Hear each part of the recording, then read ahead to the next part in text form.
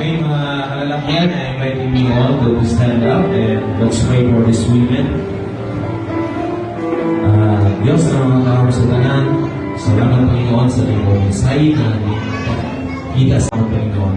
Salamat sa templo, naging tugtog mo naman sa amin na how to honor the women.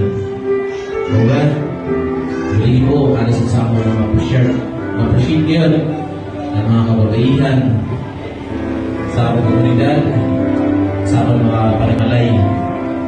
Lord, please continue to empower them. Please continue to guide them with strength, power. Panahin na bendisyonan, ini na mga ilaw sa kinahanan, ini na mga kababaihan na din na Panginoon. Salamat sa community, salamat sa laing na nag-appreciate sa in Marso, kinaselebrar na mo na National Women's Month. Salamat Panginoon kay ni Paagi para ma-recognize kayo ang contribution sa mga kababaihan.